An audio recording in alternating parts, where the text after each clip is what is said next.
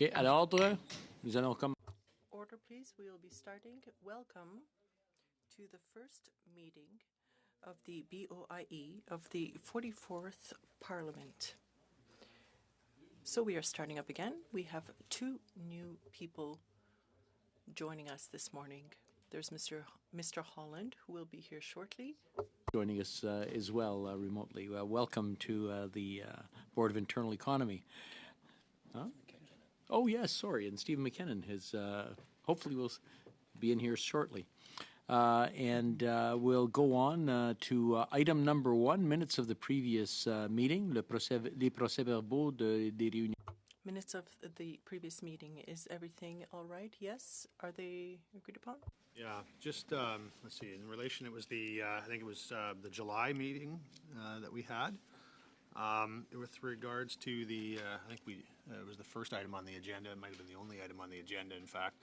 I had asked, I had made the request for an external review of the situation with administration, and I had asked that be recorded in the minutes, that I'd asked for an external review, and I don't see it reflected in the minutes. Okay. Michel, Monsieur Patrice? Yes, we'll ask the law clerk who was present at that meeting, and we'll make the correction accordingly. Thank you. Okay, are there any other comments? Autres commentaires? Other comments? Verbaux? Tout en place? Everything is fine? Great. We will move on to the second point. From previous meeting? Madame de Bellefeuille? Oui, alors. Yes. I wanted to come back to the question I had asked during the June meeting regarding the staff we have available for meetings with interpreters.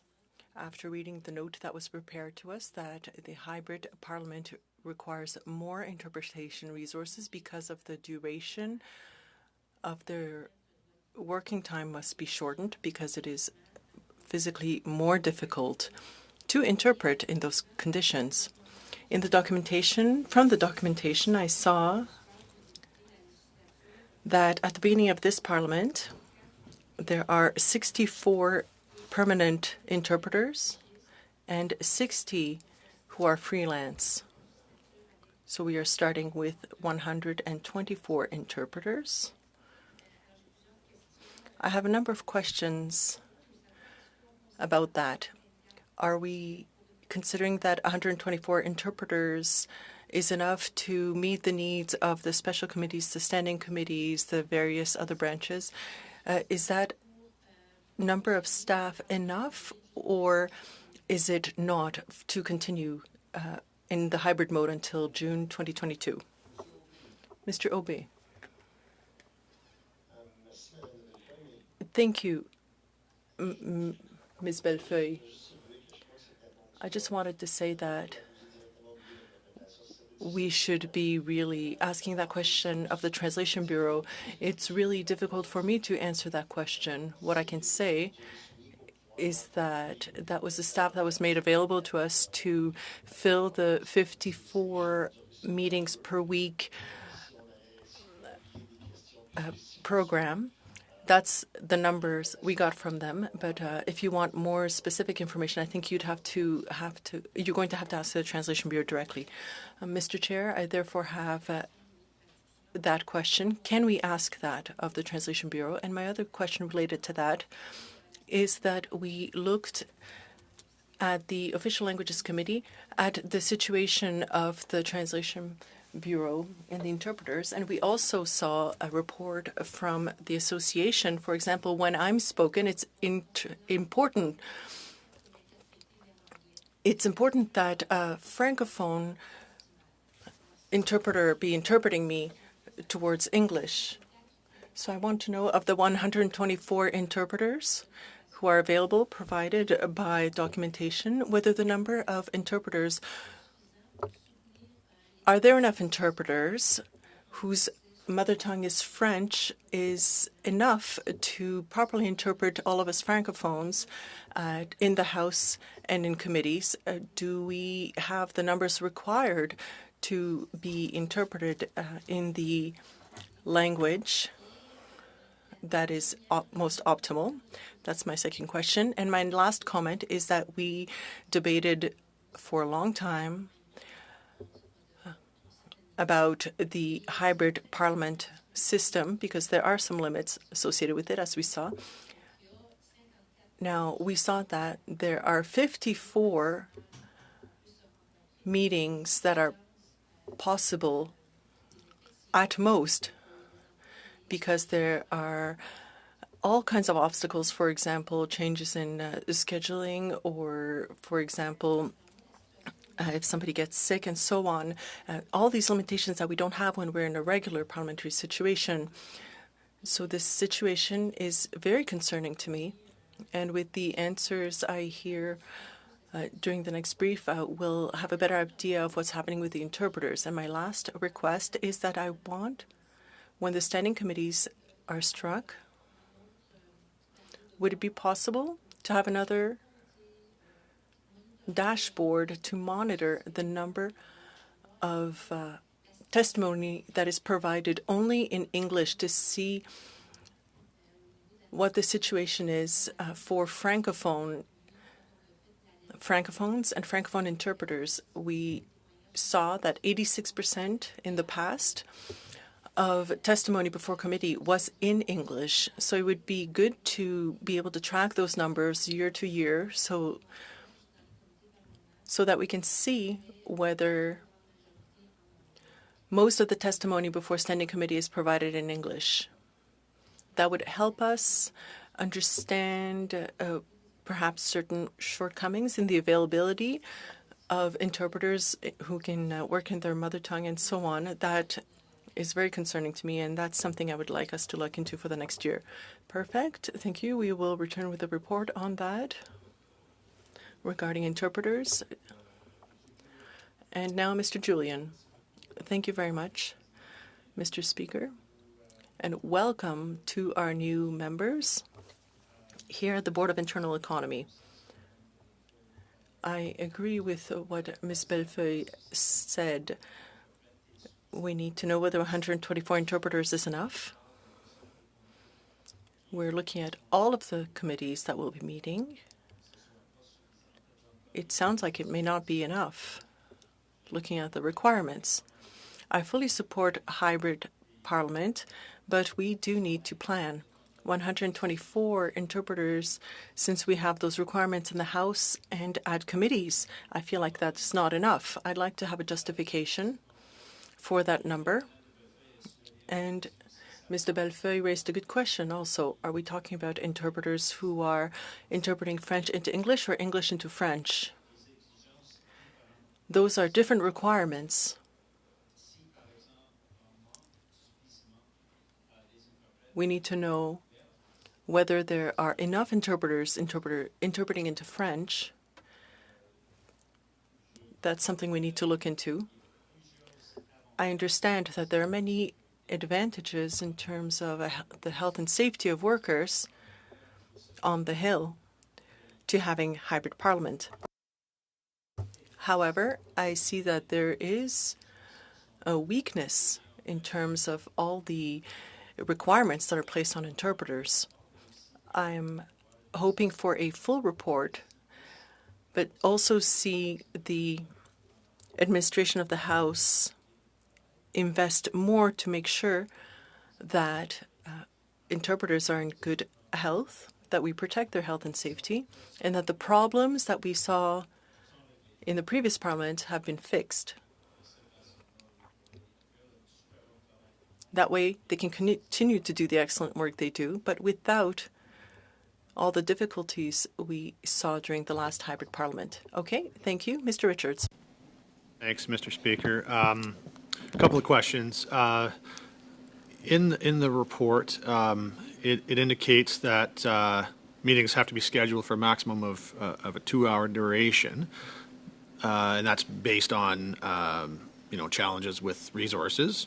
But then it also says that the current capacity would be able to accommodate potentially additional evening meetings. It almost kind of seems, on the surface at least, like maybe those two comments, like there's an incongruity there. if we have, we can only do a maximum of 2 hours, but we do maybe have additional time available in the evenings, it almost seems like maybe we're saying we have to cut it off after 2 hours when we might have available time. Is there any, can I get some comment on that? We'll get Mr. McDonald to answer this question. Sure. Thank you very much, Mr. Speaker. And through you, Mr. Speaker, to Mr. Richards, I think that it's a good point. I think the idea was really around where meetings would be running up against one another. But if there was staff available, and of course, if we can plan in advance, it helps everybody to be able to make sure that we can accommodate as best as possible any requests that come forward.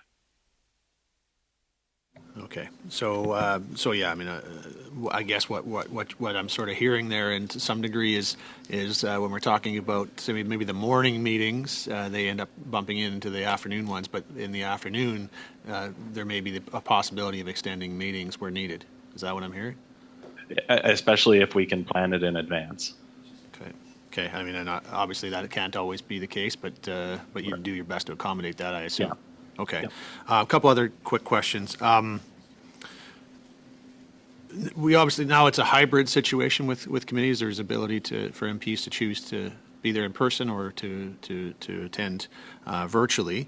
I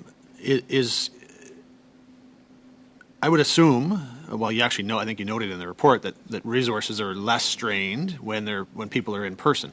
But now we're in a situation where some will be, some won't be potentially. But is that on a sliding scale? So if half of the MPs attend as compared to if only one MP attends in person, or if 11 of the 12 attend in person, are there different strains on resources, or is it a situation where if one person is there virtually, that the same strain would be on resources?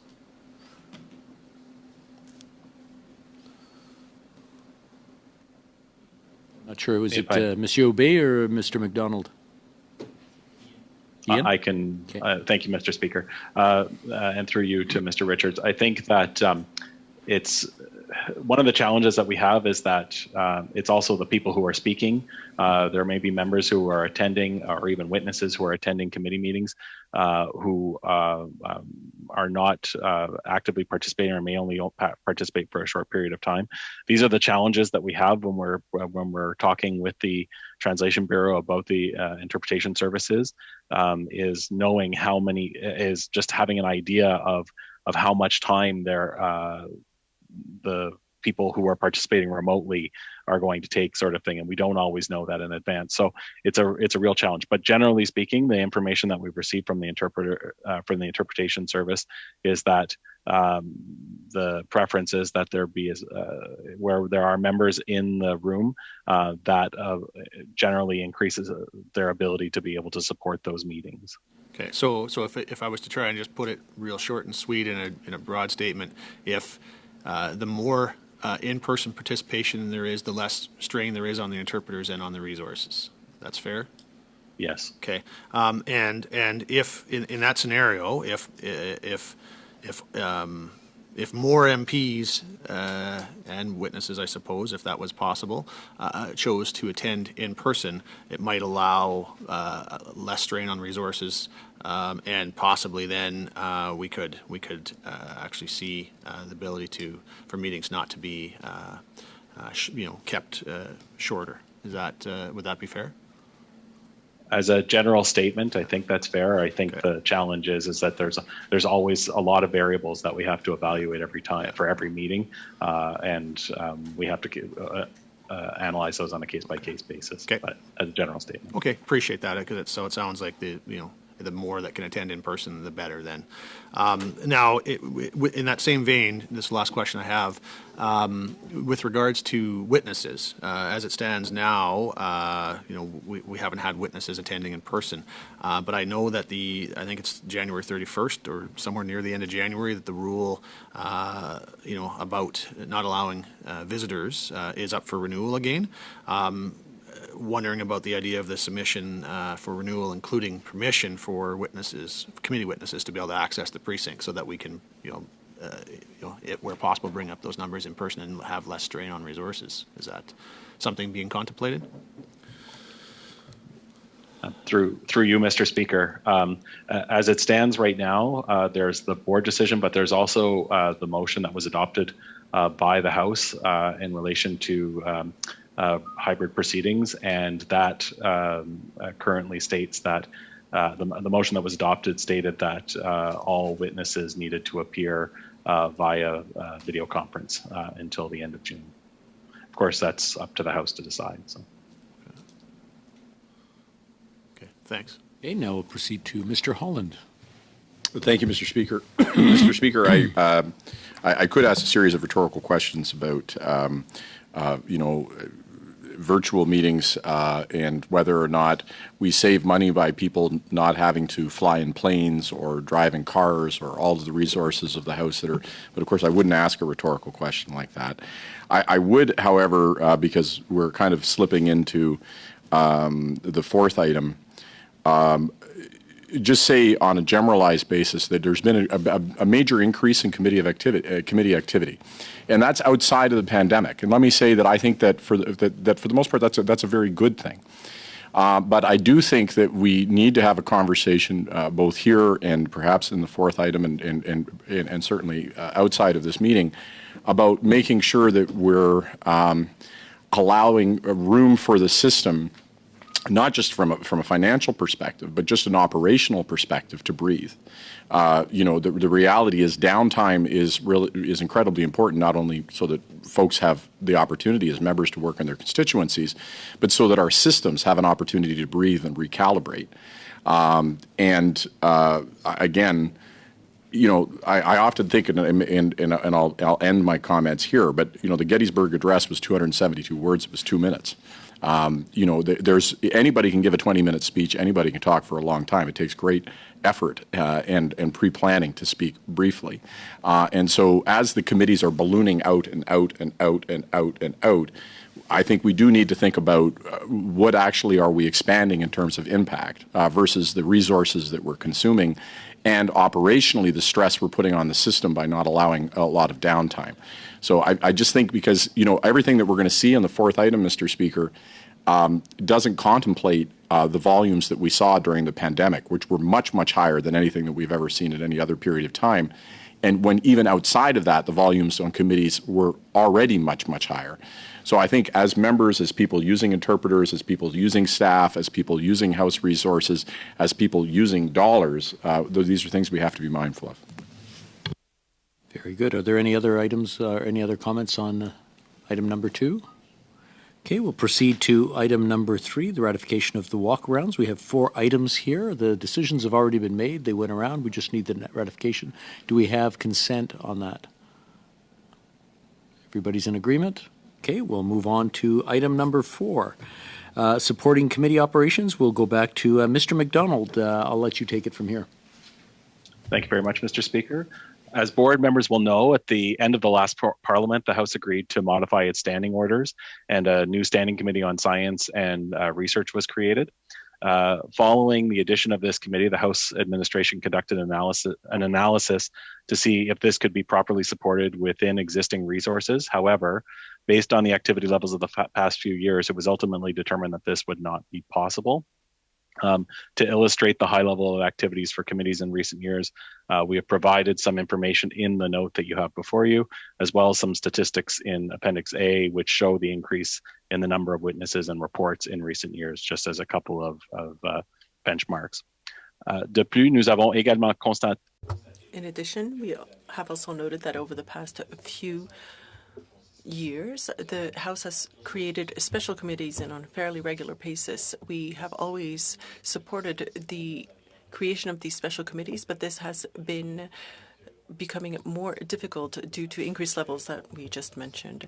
This is why we're here today. We are asking for your approval for 2 additional resources for the rest of this financial year and next fiscal year to support committee activities. Essentially mean a clerk and a committee assistant to support the new committee, and at the same time to support special committees and to support the ongoing high activity levels. In addition, there's another component to this request that is based on the same activity levels.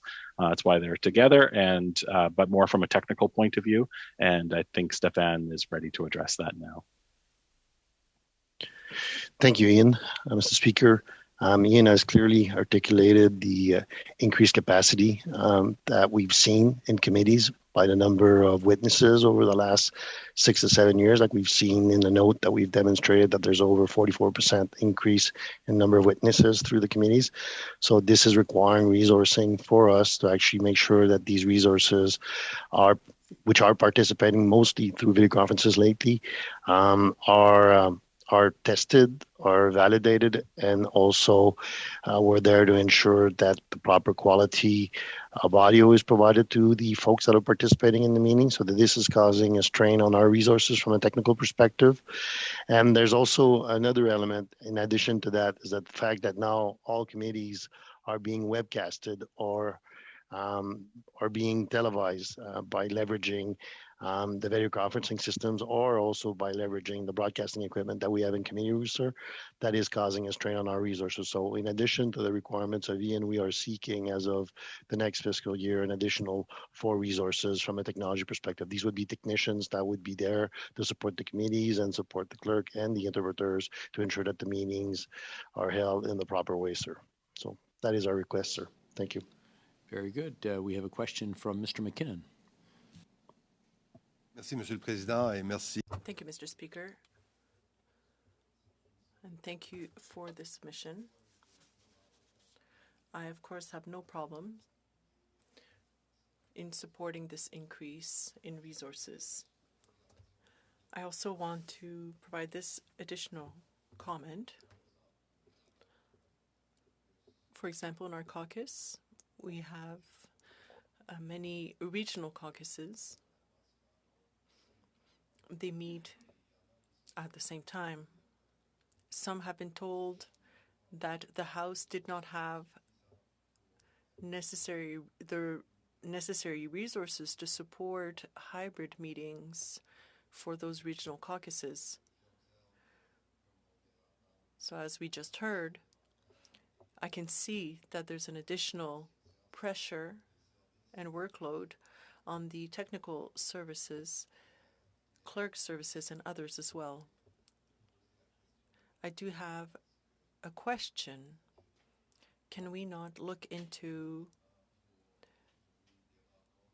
making accommodations for holding meetings that have been held for many years, but in hybrid mode now, for the period covered by the motion on hybrid sittings? So that's my question. But of course, I support this proposal. Okay, je crois que c'est... I believe that Mr. Obi would be best placed to answer the question. Yes, thank you, Mr. Speaker. Mr. McKinnon, that's a very good question. As you know, we don't want to say that we are prioritizing meetings, certain meetings, but we have to make decisions at some point due to the volume. We support the House of Commons first, and then caucuses. They're very important. And then when we have availability in terms of resources, rooms, interpreters, we are there to support you for regional caucuses. But in the current context, we have to prioritize those points that I mentioned earlier. Those are our main priorities. And if we have the ability, then we, of course, do our best to accommodate the rest and support the rest. So an additional question, what would it take in terms of resources to support these operations? I mean, these are meetings that have been held forever, but now must be held in hybrid formats. Are we looking to have enough resources to be able to accommodate and to support those meetings? And if not, could that be looked into? Monsieur le Président. Yes, thank you, Mr. Chair. The request we are making now, our submission now, did not include those resources. It was really regarding people participating in the priority meetings, but we are ready to hold discussions with the various members in this meeting to understand what kind of additional resources we may need for regional caucuses to come back with another submission. It's followed by Mr. Julian, et ensuite Madame de Bellefeuille. And then Madame de Bellefeuille. Thanks, Mr. Speaker. With the report that we received in our previous item here, the limit we were kind of given was 54 blocks, right? And I'm wondering if this budget increase will help to improve that number at all. Monsieur Aubé? Mr. Aubé? Or Ian, do you want to go first? Sure. Okay. Yeah, I would say that certainly from a committee's perspective, this would not have any impact on that. This is really to support the procedural, administrative, and logistics functions on the committee side. However, Stéphane may have some other points to add.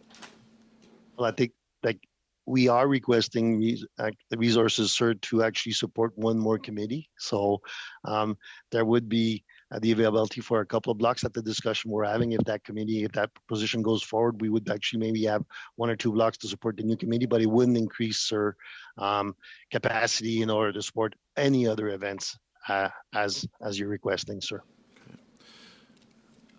I guess my understanding, and I understand that the 3 of the 8 positions that are being, I think it's 8 positions, I believe, that are being asked for, would be to support that new committee. Completely understood. Makes sense. The other 5, I guess I would ask,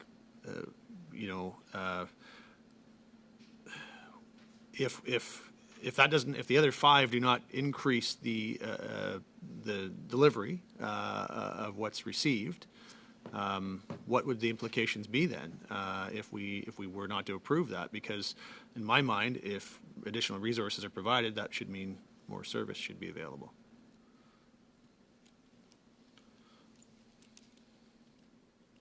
Thank you, Mr. Richards, for the question.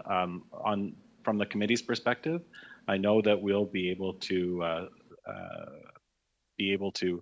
support the additional, the sort of ongoing requirements to support special committees, which has been, as we show in the note, has been something that's been a fairly constant number over the last number of years. The challenge that we've had is that in the past, we've always been able to support those with internal resources, but unfortunately, we've gotten to the point where we're finding that to be increasingly difficult to be able to do. That would represent 2 of those 5. So perhaps Stéphane wants to talk about the other 3. If I can speak to that, Mr. Speaker, Mr. Richards, over the past years, sir, what we've been doing, and more specifically over the last 2 years, sir, we've been reallocating resources from other services, sir. So we've been actually stopping other services in order to actually make things happen, sir. So we're just trying to recognizing that there's more members coming back on site, recognizing that there's a need to actually reestablish some of the services, sir, that were previously offered. We're just seeking these resources, sir, in order to move forward and offer more of the service that we had on site while actually continue supporting the hybrid model, sir. Could I maybe just ask for a bit more specificity of that? Like so for those 3 additional positions, what are some of the services that haven't been being provided that would be provided with the 3 new positions? So if I can, Mr. Speaker, if I can just add from a technical perspective as an example, we've been reallocating services to support community rooms such as this, sir. And the resources, as an example, we used to have the concept of ambassadors within the facilities, sir, of the different buildings so that members' offices can go and support them, sir. There's more of a need now to actually reestablish that service so that people can actually be well supported within their buildings, recognizing they're back in the buildings, sir. We're still actually putting a stop to some of these services in order to support the community rooms. So that's a perfect example, sir, of one of the services that we'd like to actually reinstall in order to be able to have the resources in the communities that we need to support also communities, sir. Okay, so sorry, maybe just get you to I'm not sure I'm still clear, like, what are the specific services? Not trying to be difficult, but, I mean, we're asked to provide resources, and I'm not clear I understand what they're for. Okay. So more specifically, sir, we're talking about technical support, like the IT technical support within the committee room and also within the offices of the members, sir. So we have people that are dedicated to now supporting committee rooms that previously were supporting members in their offices, members also while they're mobile. We've re-affected these resources, sir, to committee rooms, and we'd like to restore some of these services while actually continuing delivering services for the committee rooms, sir. So maybe I could just ask on that, if these people were repurposed, what were the impacts? What is the measure? Like, can you give us some metrics or indication of what impacts the reallocation would have had? I guess I personally didn't experience, like, when I had issues, they were always able to be addressed quite quickly. So, perhaps there were impacts that I didn't see, but what were they? So during the pandemic, sir, we didn't notice these impacts because most of the members weren't in the buildings. Okay, and we have service desks within each of the buildings of each of the facilities that are there to support the members or member staff or any members' request. Okay, so now that members are coming back to on site, sir, okay, we are now trying to restore some of these services. So I'm just giving you one of the examples, and to do that, we need to have dedicated people on these sites. And if I need to remove them from the committee rooms, I will now affect committee rooms versus the members' offices, and we don't want to do that, sir. So that's an example, like specific example that we're trying to demonstrate here, sir. Because the resources we're seeking are specific technical resources that are in the committee rooms to support you, Mr. Richards. Okay, thanks. I appreciate the clarity on that. One last question. One of the things I noted in the report that was sort of as supporting data for the request was the number of committee reports that have been written and showing an increase in those. It's always been my understanding that that's primarily the Library of Parliament that supports that. What is the House staff role in writing and I believe that question will go to Mr. MacDonald. Yes, thank you very much, Mr. Speaker, and through you to Mr. Richards. The House staff do play a role. It is the analysts who prepare the drafts for the committee, but the clerks also play an important role, and the committee assistants also play an important role in terms of the administrative processes that support those activities, and also making sure that the documents are prepared, printed, etc., in order to be able to get those for tabling in the House. Okay, now we'll go on to Mr. Julian, then followed by Madame de Bellefeuille. Mr. Julian. Merci beaucoup. Thank you very much. I don't doubt that we need additional resources for an additional committee, but what I don't see in these numbers is meeting the needs of what we just discussed, that is the number of interpreters.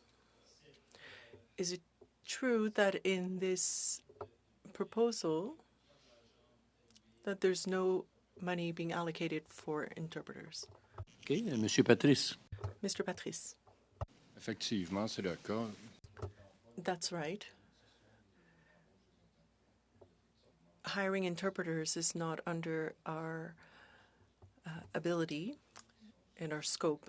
And to clarify, in terms of the capacity of 54 meetings, these additional resources would help us support a higher number of meetings, but the choke point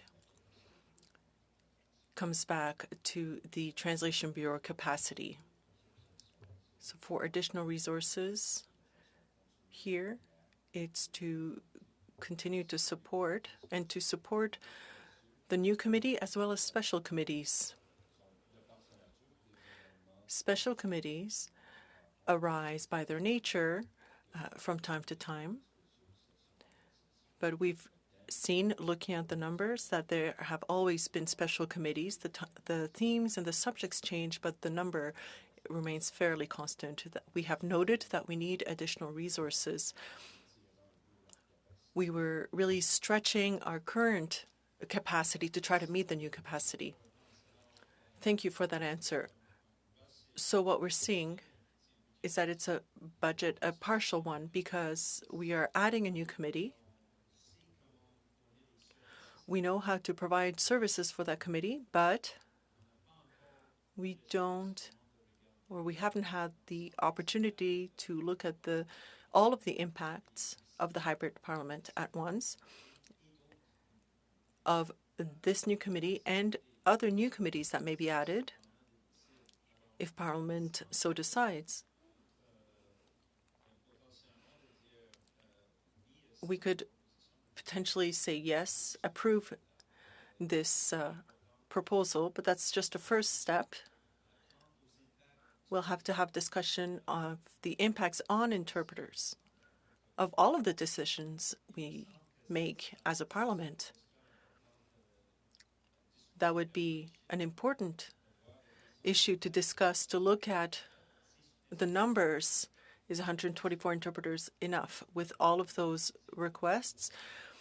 The demands of physical parliament, virtual parliament, hybrid parliament, new committees, and potentially, if there are yet more special committees over the next few months, what will the impacts be on interpreters of each of these committees? What can we put in place? We can make decisions, but we need to know what the impacts of those decisions will be. It worries me a little bit to not know whether we've really put in place a workplace that helps the interpretation services. They're a very important service, but the capacity is limited, and I feel like we need to have all of that information before deciding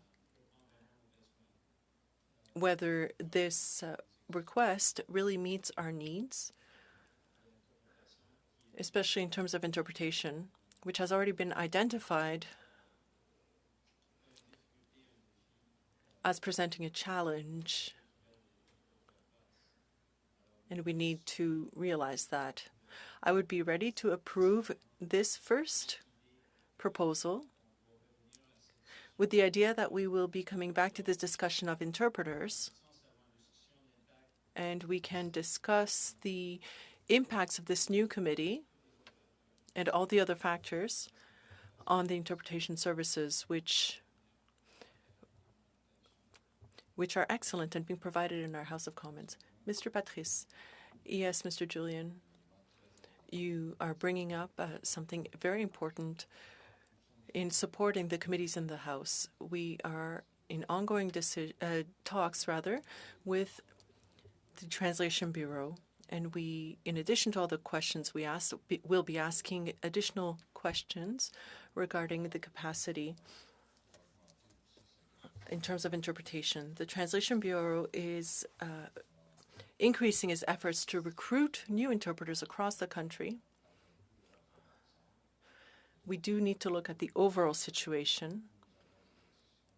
We act where we can, where we have jurisdiction as the administration of the House to support as much as possible the maximum number of activities, whether it's the House, parliamentary committees, caucuses, regional caucuses, and all other events. So we have noted your comments, and we will report back to the board as soon as we have relevant information. Mr. Bellefeuille. Thank you, Mr. Speaker. So what I would say is that what worries me, well, we tabled a motion. We have a hybrid parliament until June 23rd, 2022. We're crossing our fingers, and we're hoping to come back to a regular parliament with committees in person, and that the hybrid parliament system will be a temporary system. I believe that the hybrid system was put in place quickly. The administration did a great job in putting and setting up a hybrid system so that we could conduct our activities in safety. This should come to an end, ideally, in June. Now, adding resources, is that because we need more resources for hybrid parliament? But after June 23rd, when we go back to regular ways of functioning, will those additional resources still be necessary? I'm not sure who would be best placed to answer that. Ian? Mr. MacDonald. Merci, Monsieur le Président. Thank you, Mr. Speaker. I believe that there are two elements that I can hear from the questions being asked. As you can see in the proposals that was provided to you, we are looking very specifically. We are looking specifically at resources in committees, not related to hybrid parliament at all. So we're looking at the number of committees, special committees, and all of those special committees that are always there these days. So we're looking at the administrative and logistical point of view. Really, for committees, it is not related to hybrid parliament at all. Stéphane? That's right. We agree with Mr. MacDonald on the technological side as well. As you can see in the appendices, Mr. Bellefeuille, the numbers are based on numbers before the hybrid parliament. Thank you, because people watching at home may not have all of or do not have all of the information we have in our notes here. I would be in favor of this proposal. There's a large volume of meetings, and we do need the resources to do our work, whether it's analysts or clerks, and especially in terms of the technology. As a member, I believe it is very important to be able to quickly get technical services when I have a problem, not having to wait 2-3 days to fix my work tools that are really important for me to carry out my parliamentary duties. So all organizations have a certain organizational capacity to be able to function properly by adding a committee and allowing technicians to move away from simply hybrid parliament and be able to provide support elsewhere on the Hill and also increase support for our staff in our ridings. I think that's completely logical, so I support the submission. However, I do want to come back to what Mr. Julian said. It's great to increase our volume, and it proves to the people who are listening to us that we're working hard, that we are interested in doing our jobs properly here on the Hill, but all parliamentarians must be able to do so fairly in both official languages. And this is very much related to the limits that may be imposed by interpretation services. So it would be very important for the Board of Internal Economy to really follow up and follow closely with what's happening on the interpretation side, because it's very important for all of us, all parliamentarians, to be able to do our jobs properly no matter what our mother tongue is, and be supported by the interpretation services. So I will trust Mr. MacDonald's team that we will have the resources necessary so that you can support us. Sure. I guess I had some similar thoughts and concerns regarding the proposal. I certainly understand the need for this being suggested for a new committee, a new standing committee has been set up, and there's a suggestion that we would need 3 new positions to support that. I'm certainly comfortable supporting those at this point. I'm not convinced personally that I've heard enough of a case on a permanent basis for the other 5 positions that are being suggested here. I would suggest that there's probably a couple of opportunities to deal with what sounds like hopefully will be temporary needs during the course of a pandemic. One suggestion I could make would be, travel budgets are not being used. Could those be reallocated to meet some of these needs in terms of the resources? Or could we ask that that the administration bring back to us a proposal that would show the costs on a temporary basis until June 23rd, when we expect the hybrid provisions to expire? If we could have one or both of those options brought back to us, I would certainly be more comfortable looking at approving that. But I'm just not convinced of the need on a permanent basis beyond the three for the new Science Committee. Monsieur Patrice. Mr. Patrice. Coming back to the board with reviewing in terms of a temporary basis, in terms of the position for which we did not make a convincing case. So we'll look at it and make proposal with that respect. Yeah. Maybe. And sorry, I'll just interrupt you for a second. I don't want to indicate that I don't appreciate the work that's been put into the proposal. I don't want to indicate that I don't. It's certainly not to cast any doubt on any of that.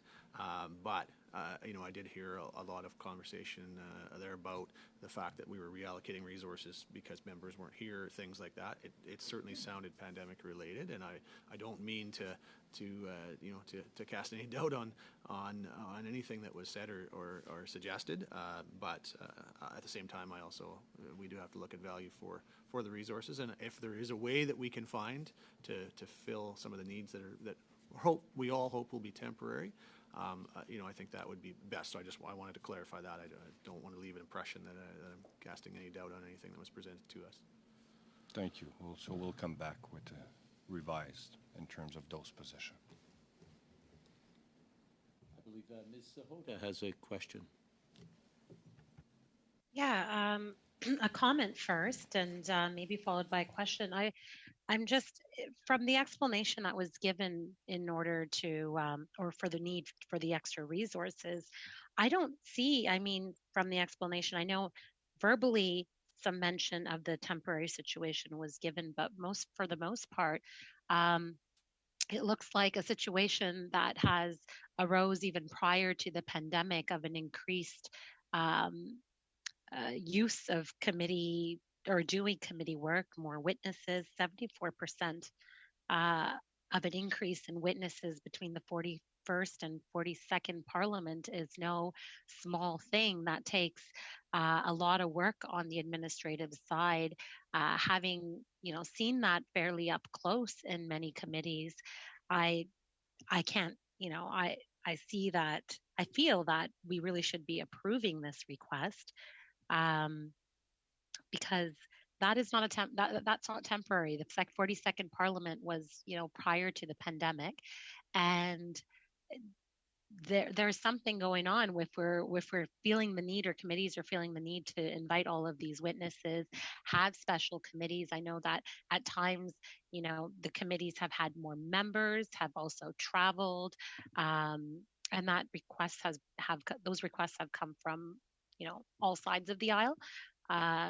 So I don't think it's right for us to, not give this required increase at this point. I think, like some of the other members have said, if anything, we should be coming back again and taking a look at how we can increase resources for interpretation as well, because that resource is very much needed. So those are just my comments, and I just wanted to put them on the record. Very good. Monsieur Patrice. Thank you very much for your intervention. Effectively, we're going to look. What I heard is that there was openness in terms of temporary resources, but the other element in terms of resources, and any discussion at this time gets a bit confusing, I must admit, because we're talking both the operation, the normal operation, and the progression and the level of activities of the House of Commons and its components. And the pandemic always come into the discussion, and sometimes it's not the intent, but it does because we live it day after day after day. The other aspect in terms of the request of resources were about the webcasting of committees, while before in recent years we were broadcasting only 2 committees out of 6. Now we've added capacity and technology that allows that all committees will be broadcast, whether by traditional broadcasting or webcasting. So that's an element in the submission in terms of the request for additional resources. But that being said, we'll look at our submission, review, and come back to the board with a revised or maybe proposal or case. Thank you. Okay, if there's no more questions, then I take it we have consensus. Do we have consensus for the recommendation? Est-ce que vous voulez que je la lise ou est-ce que c'est... Would you like me to read it, or? We're not going to pass this recommendation and wait for additional information? That's the way I'm sorry. What I was suggesting was that we see a revised proposal. Of the whole, okay. Madame de Bellefeuille? Alors c'est complet, on va attendre.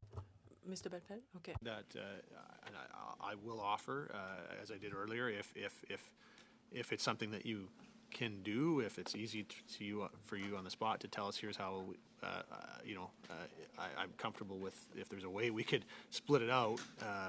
Maybe you need to go back to do that. Approving the 3 for the additional committee. If that could be done on the spot, I'd be comfortable with that. But otherwise, we'd come back with the whole thing. What's easier for you? What I heard from your intervention is that you were comfortable with 3 positions in terms for the new committee and to come back with the analysis and a proposal for the 5 left. So I understand that the board would ready to be approved 3, and then we can come back with a revise in terms of the 5 other position. I'm certainly comfortable with that. So we're okay. So I'm clear. I just want to make sure I understand. We're approving the recommendation that's being made. And no, I'm sorry. 3 positions. 3 positions, okay. 3 positions out of the 8 requested. Okay, very good. Everybody's in accordance with that? Good, perfect. We'll go on to item number 5. C'est un examen de la politique. It is the review of harassment policy and procedures and related procedures. We have here with us Ms. Laframboise and Ms. Daigle. Ms. Laframboise. Thank you very much, Mr. Speaker, and good morning. I'm pleased to be here to present to the Board of Internal Economy a report on the internal review of the harassment policy and to inform the board whether sufficient and accessible procedures and policies are available for member staff. This is in response to allegations of harassment published in the media and a letter written by MP Ms. Rempel Garner to the clerk regarding measures for protecting workers in a parliamentary context, and also the clerk asked me to assess the members of the House of Commons workplace harassment and violence policy prevention. On preventing and addressing harassment, which had been approved by the board in 2014, was replaced by the new members of the House of Commons workplace harassment and violence prevention policy in January 2021 to respond to the new regulations established under Part 2 of the Canada Labour Code. This review included both of the current and former policies. It is of paramount importance to the House of Commons that everyone who works in the parliamentary environment know and trust the policies and processes that have been put in place to protect them and ensure a healthy and safe work environment. The review concluded the following: that these policies are accessible to employees. Not only are they provided to them upon hiring, but they are available on the internal website. Training is also offered to all MP staff to ensure that they know where to find them and how to use them. Mediation is a legislated requirement and must be offered. However, it is voluntary and no one is ever steered towards or forced to mediate. It is a useful tool and a best practice to manage conflict between parties. The complaint process is impartial. Mediations and investigations are conducted by a neutral third party with the requisite expertise, as is outlined in the Canada Labour Code. They cannot be unilaterally selected. Workplace assessments can also be accessed outside of the complaint process by a member who's seeking to gather information about the current workplace environment, to address conflict, and to identify opportunities for improvement. Reprisals are absolutely not permitted under the policy, and mechanisms are available to anyone who may feel that reprisals have taken place.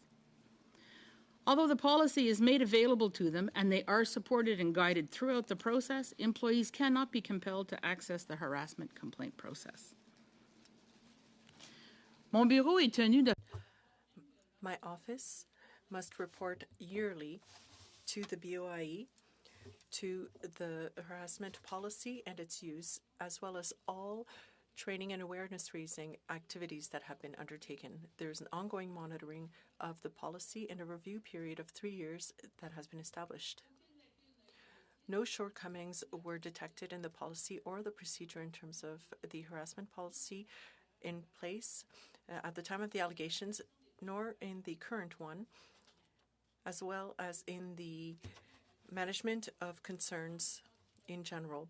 Employees and members have recourses, adequate resources, both within the process and outside of it. Thanks to this review, we can confirm that the current policy, as with the previous policy, is this current policy is sufficient and accessible and that it achieves its objectives. Questions the board may have. Questions et commentaires? Questions and comments? Mr. Holland.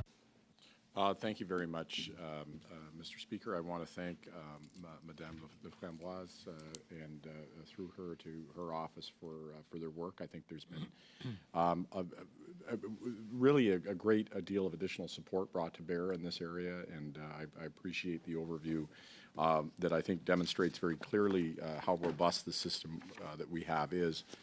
And I want to come back to the first point that was made, and if it's okay, Mr. Speaker, I'm not going to do this in the form of a question because I would have to do so rhetorically. I just have a couple of points that I think are important to make here.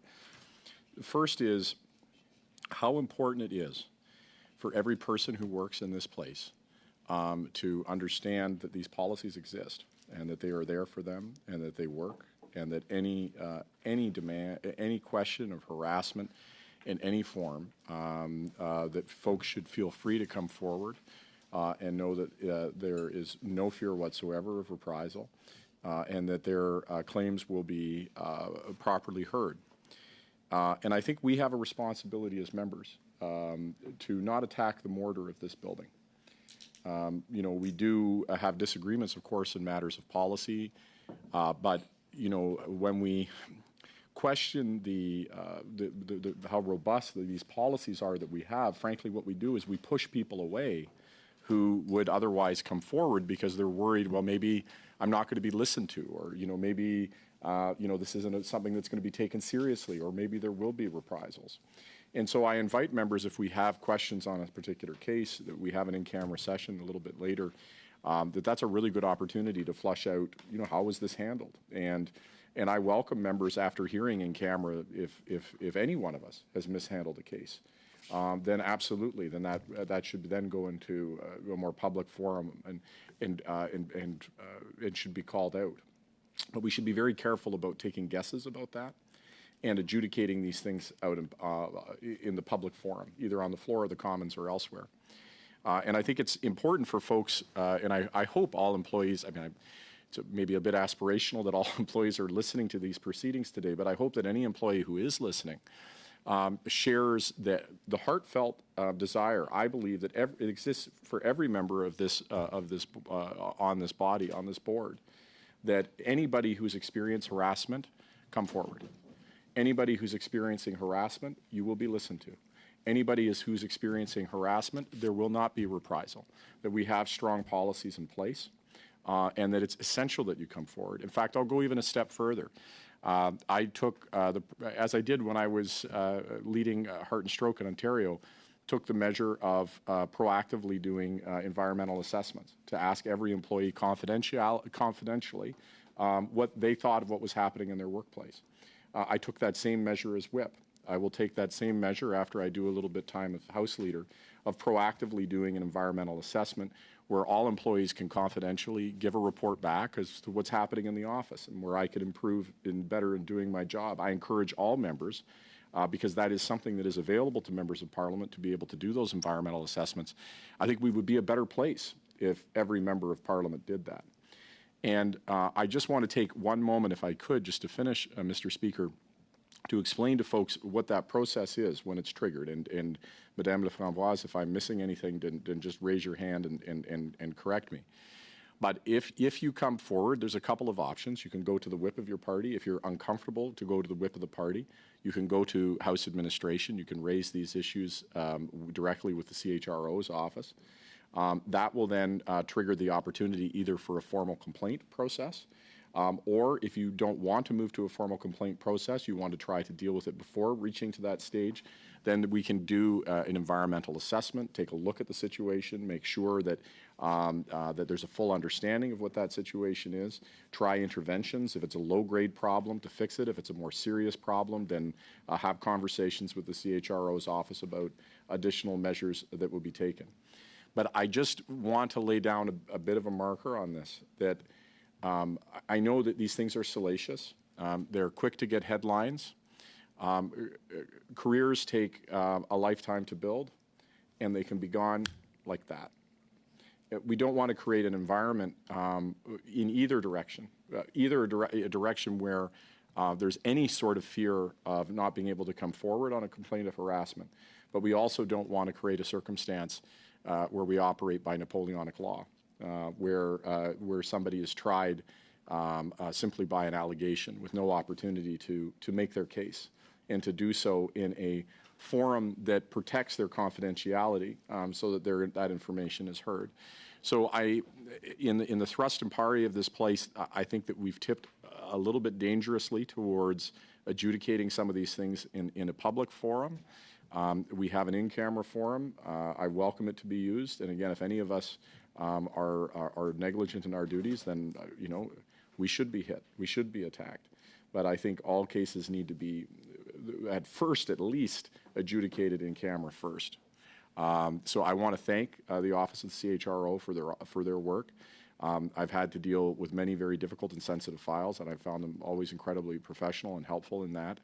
And I hope, again, that anybody, we want this to be not just a good place, but an extraordinary place to work. And I know that we're all committed to doing that. Thank you, Mr. Speaker. Madame de Bellefeuille. Ms. de Bellefeuille. Yes, thank you, Mr. Speaker. I'd like to thank you for the presentation, Ms. Laframboise. I participated in that. I invested my professional and personal capital in this, I would say, because it is very important to have a very rigorous process and with an impartial process. I did take many hours to reread the policy we have here.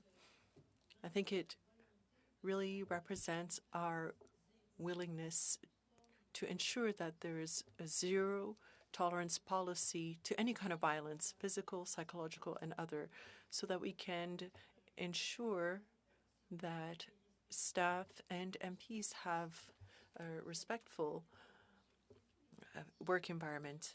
I'd like to thank you because you took the time to consult all political parties in crafting and reviewing this policy. So nobody can say that they do not know, that they're not aware of the policy.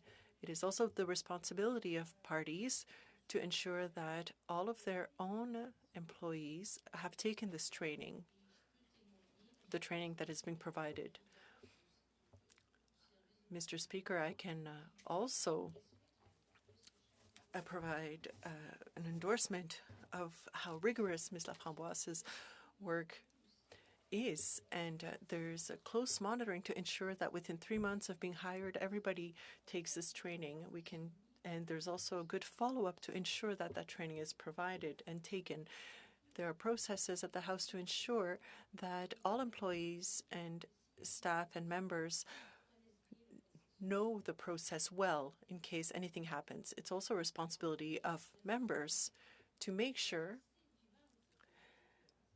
that people are aware of the policy. I mean, of course, it's not by having a one-time 3-hour training session when we're hired that we'll know. So we have to make sure that there's an ongoing consideration of the policy.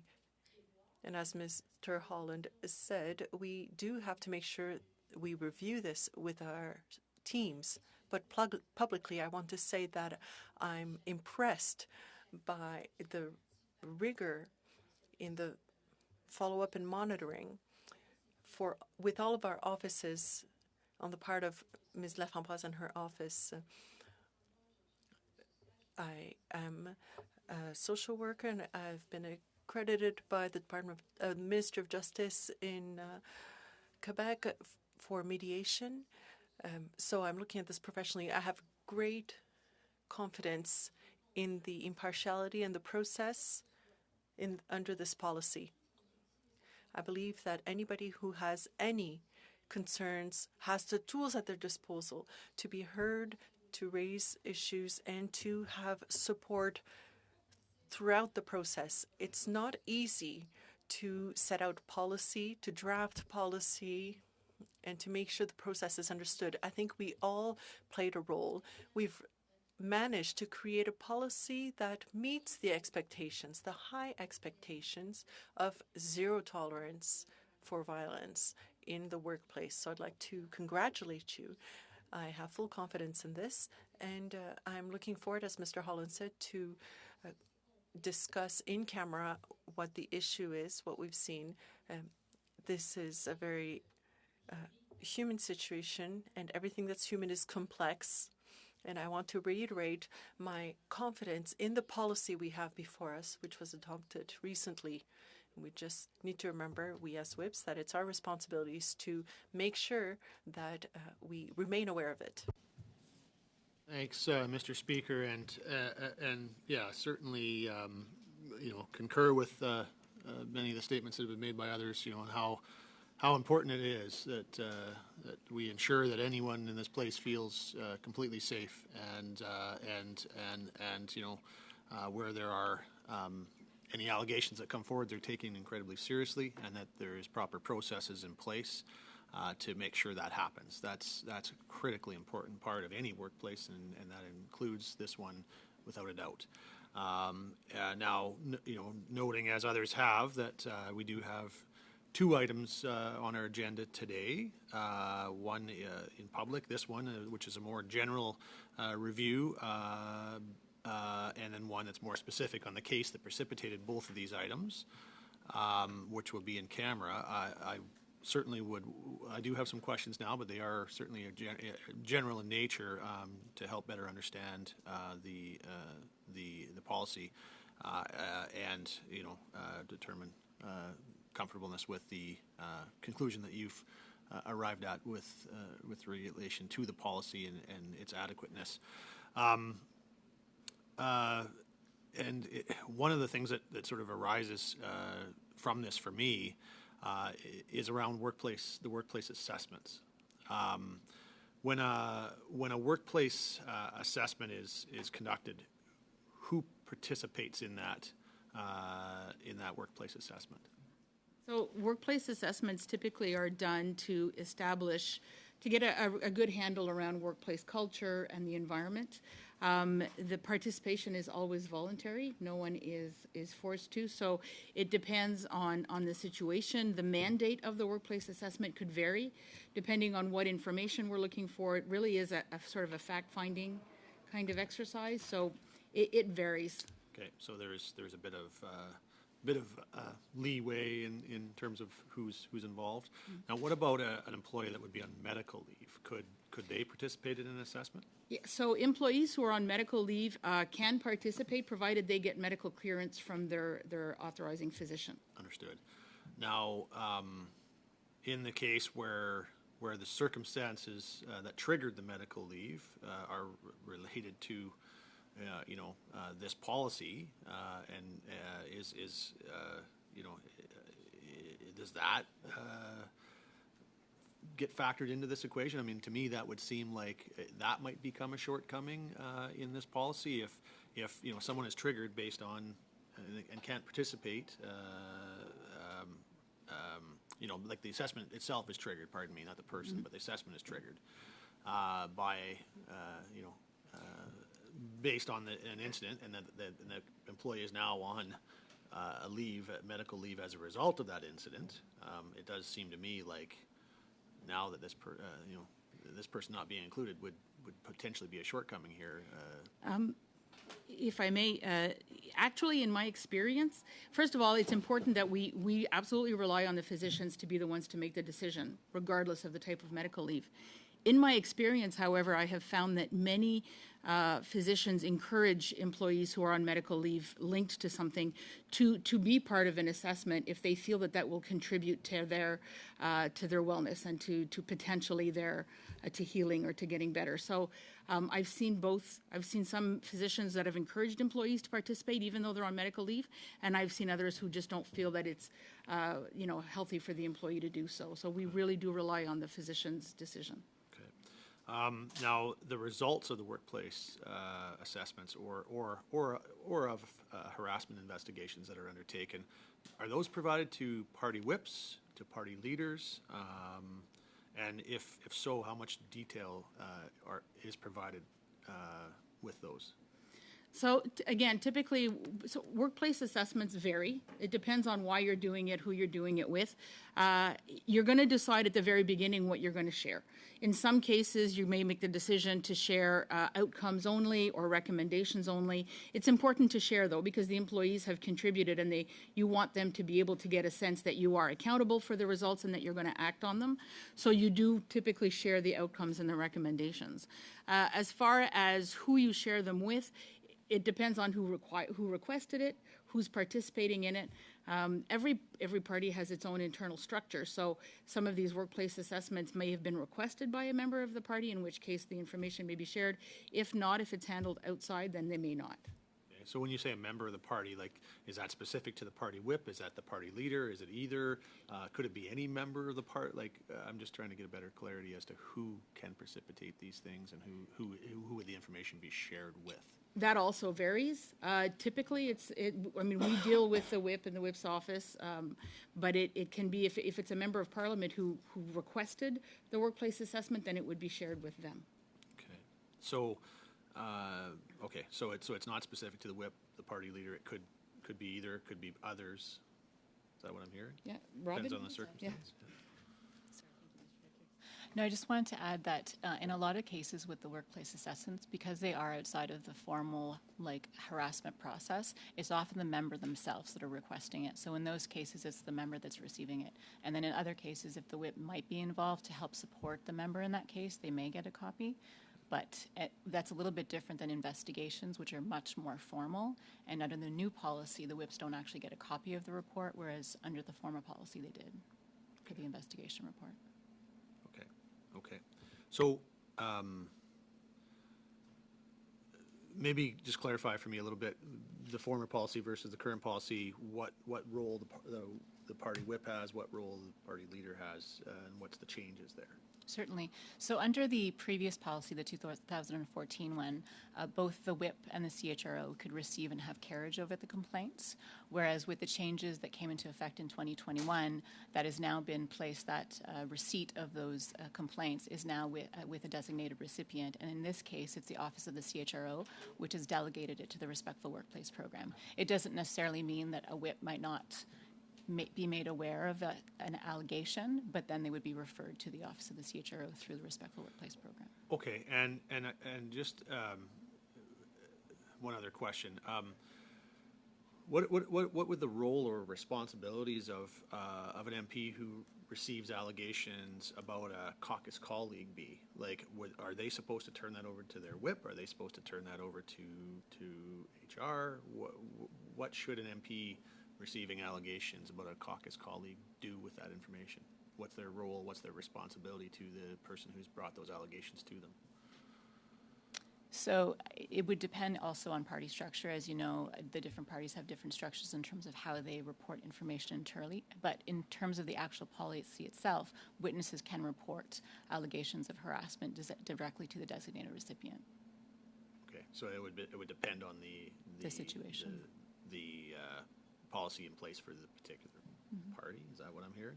Well, just in terms of, we get it at one point. We don't know what's occurred up until that point. Understood. But under the current policy, the designated recipient is a Respectful Workplace Program, and allegations are most often brought forward by the employees themselves because we can't proceed without actual specific allegations in terms of a complaint. So the expectation would be that at some point it comes to you, but that may not be the starting point. Is that what I'm hearing? It's possible. It's possible. because for a complaint to proceed as well, even if it is a third party or witness that provides the information, the individual themselves has to be willing and to proceed with the complaint. We can't proceed without that. Okay. I think that's all the questions I have for now. Thanks. Okay, now we'll go to Mr. Julian. Mr. Julian. Merci beaucoup. Thank you very much. Thank you for the presentation. And of course, we also believe that a policy in place for countering harassment in the workplace is very important. The objective is to have a workplace free of any kind of harassment or violence. I know that many have invested a lot of their time and effort towards that goal. Now, looking at an internal review, it's important to be sure that the policy really matches the objectives. Now, for the internal review, who was consulted? Was it the WIPs? Who was consulted in getting these responses and for the report? Thank you very much, Mr. Julian. Well, first, no, the WIPs were not consulted during the internal review. What we did was work with our teams as well as our legal services to conduct research. We wanted to ensure that the policy met all the legislative requirements in the the code. It is very explicit in terms of policies regarding harassment and prevention of harassment and violence in the workplace. So that's why we consulted our legal services, and we also wanted to make sure that we had put in place all the best practices we found outside the House of Commons as well. We went to look at the most complete policies that other employers have in place. So we are confident that we have a policy that are at the same level as policies outside of the Hill.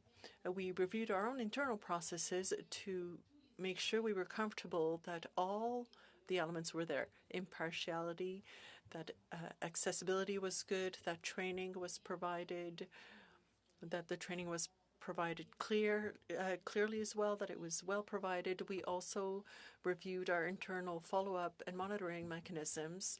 We made sure that we had a good policy, not just on paper, but in practice as well. That answer.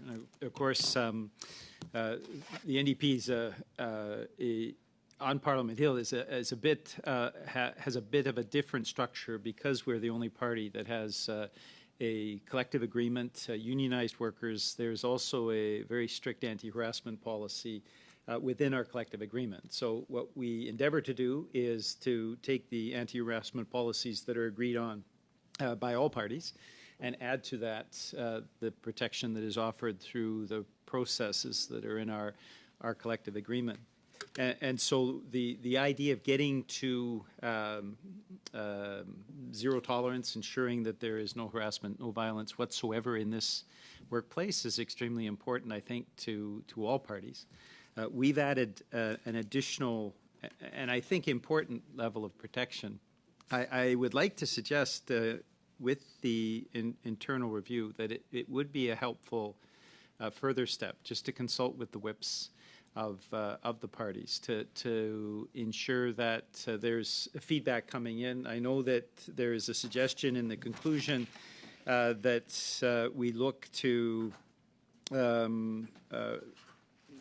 review, but it would seem to me that since the question has come up, since we have this report before us, that it's a useful and helpful next step to ensure that what we're putting into place as an anti-harassment, anti-violence strategy and policy is working, and WIPs who are really on the front lines for a number of reasons of these issues, that they have the opportunity for feedback as well.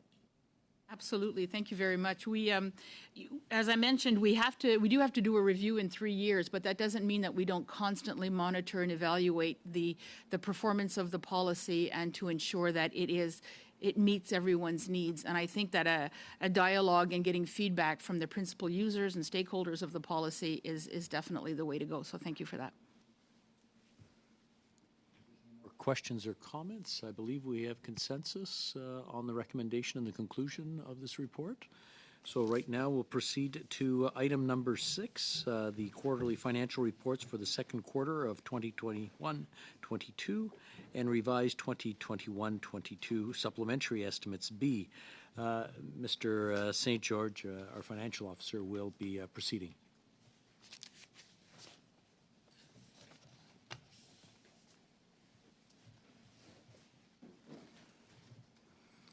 Merci, Monsieur le Président. Thank you, Mr. Speaker. I'm here today to present the quarterly financial report. This report, which you'll find in your package, covers the period from April 1st to September 30th, 2021. It should be noted that this report and the creation of the report responds to the practices provided for by the Public Accounts of Canada. The total authorities for the House of Commons for this current fiscal year is $561.4 million. On September 30th, the House had spent $244.6 million, which represents 43.6% of the annual amount. This rate is a slight increase of 0.8% compared to the previous year. When comparing this year's first 6 months of expenditures to the prior year, we continue to see financial impacts from COVID-19, offsets by impacts due to the recent general election. While these have resulted in some of the $13.8 million increase to date, the majority of the variance was expected and is driven by the economic increases for House administration employees and the $22.4 million added to the 2021 authorities to support security enhancements, sustainment of information technology, cost of living increases, and other approved initiatives. Furthermore, I'd like to bring to the attention of the board that the $18 million that was approved on the June 28th for the 21-22 supplementary estimates B was reduced by $300,000 to $17.7 million to account for the postponement of the 65th Commonwealth Parliamentary Conference to next year. The specifics of the report and variances can be found within your package in the quarterly financial report. And beyond that, Mr. Speaker, there are no other financial material variances to bring to your attention. I would be pleased to answer any questions you may have. Are there any questions? Est-ce qu'il y a des questions ou commentaires? Any questions or comments? Seeing, Mr. Holland. Thank you, Mr. Speaker. I just wanted to take a moment to welcome Paul to BOIE and to his role, and also through you, Mr. Speaker, to thank Daniel Paquette for his service and to wish him a very happy and fulfilling retirement. He served the House very well, and hopefully you can extend our appreciation for his work. Are there any other questions or comments? Okay, we'll proceed to number 7 now. L'état financier audité de... The audited financial statements for 2020-2021. We'll continue with Mr. St. George. Oh. We have a whole team here. I think I will let you set up and then we'll continue.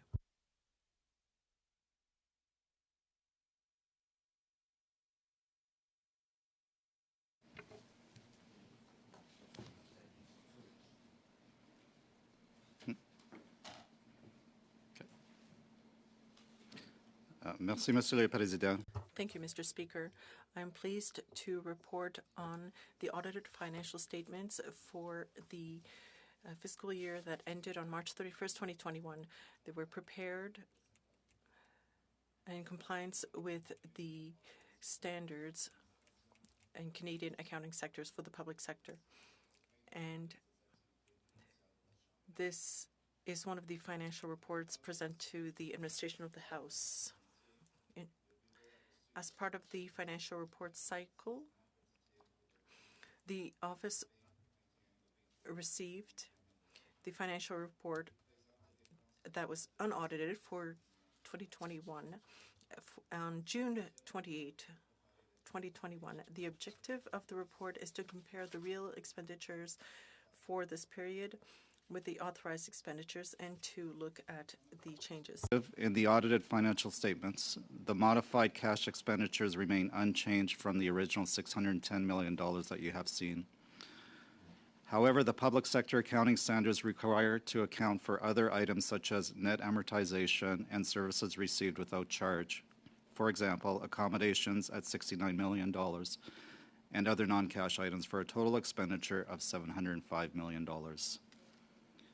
The financial statements are audited each year by an independent external auditor, which currently is KPMG. We are pleased to report that we have received an unqualified audit opinion. I'll now pass the floor to the auditors from KPMG to present the audit results. Thank you. This is on. Thank you for the opportunity to present our audit opinion on the 2021 financial statements and provide a brief summary of the conduct of our audit. I am Andrew Newman, KPMG partner and the independent auditor of the House of Commons. I would also like to introduce my colleague, Alexander Racine, senior accountant on the audit. The Chief Financial Officer has presented the 2021 financial statements, which management has prepared using public sector accounting standards. Public sector accounting standards are used by all governments in Canada and are issued by the Public Sector Accounting Board, upon which I served as member and vice chair for 12 years. Our role as your independent auditors is to obtain reasonable assurance about whether these financial statements as a whole are free from material misstatement. The 2021 financial statement audit officially began with an audit plan presented to House management on May 25th, 2021, which is based on multiple discussions with management in the preceding months. Our audit was conducted in accordance with that plan. During our audit, we received full participation from the House management team and employees. All of our questions were answered, all of the required supporting documentation received, and all issues were satisfactorily resolved. We are pleased to report that we did not identify any new significant control deficiencies during our audit, and our prior year observation relating to payroll change review controls has been corrected by management. We have completed our audit and issued our audit opinion on July 7th, 2021 in our independent auditor's report. That opinion states that the financial statements present fairly in all material respects the financial position of the House of Commons as at March 31st, 2021, and its results of operations, its accumulated surplus, and its cash flows for the year that ended in accordance with Canadian public sector accounting standards. And that concludes my report. That's it. Very good. I want to thank you, Mr. St. George, Mr. Fernandez, Mr. Newman, and Ms. Racine. I understand that it's normal and good governance practice for independent auditors to have a discussion in camera with board members without management present regarding the preparation of the year-end audited financial statements. I would therefore like to propose to the board members that we hold a short in-camera session without House administration officials to allow the board members to have this discussion. Do I have the acceptance of the members to proceed in camera? Mr. Richards? Just before we do, I've got a couple of very general questions that I think don't need to be in camera without the official. I think it would probably be helpful to have everyone here for. So if you don't mind, is that okay? They're not. I just want to make sure I have the consensus. I don't want us to do anything we'll regret later. That's yeah. why No, I'm confident that, okay. that you will find you'll I'll trust your confidence then. Go ahead. Just a couple of very general questions for I can't see your name, Mr. Newman, is it, from KPMG? Yeah. Just in regards to reporting relationship. Just wondered if you can give us your advice on what is the best reporting relationship for an organization's internal auditors. If you've got any advice on that. And I guess maybe even I could say specifically to our situation, is that reporting relationship best to the clerk, to the speaker, or directly to the board? What would your thoughts or advice be there? Thank you, Mr. Richards, for the question, and through you, Mr. Speaker. You referenced internal auditors, so I do want to acknowledge that I am the independent external auditor of the House, so I'm not your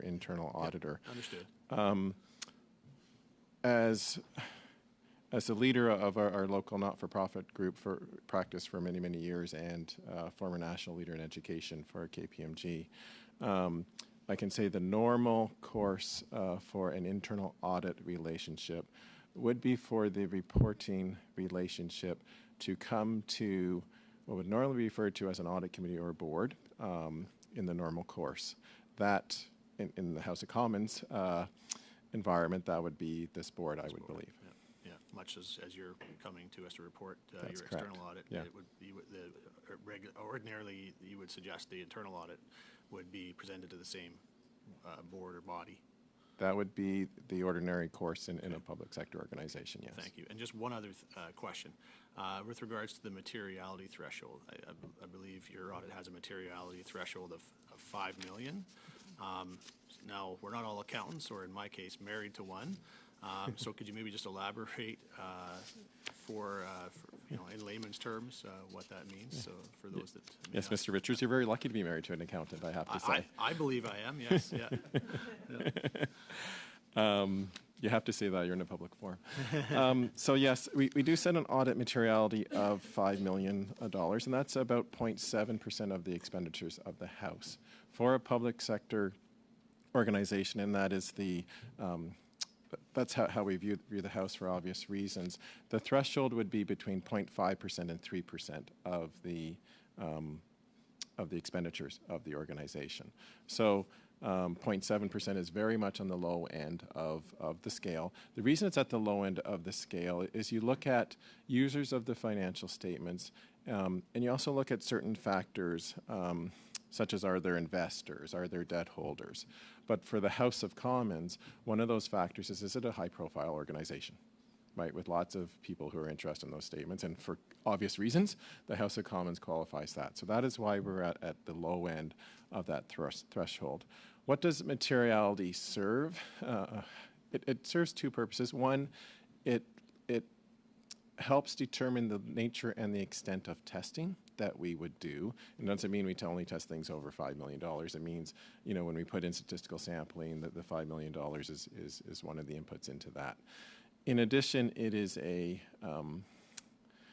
quantitative estimate on the level of misstatement that could be in the financial statements that would not impact the accountability or an economic decision of a reader of the financial statements.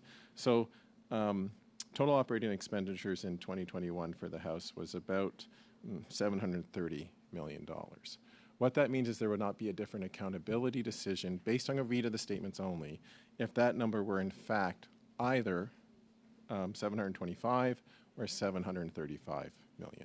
Now clearly this board and management have a much higher level of precision required in what you're doing day by day, but that is just based on the reader of these financial statements. Would they make a different accountability decision on the cost to run the House of Commons if it was in that range? So materiality kind of gives you a range around the benchmark number, which is, in this case, the total expenditures. Yeah. So I guess, last thing, just to even go more basic than that, just to explain to someone in real simple layman's terms, like that $5 million, like when we're talking about something that's 4.99, what does that then mean?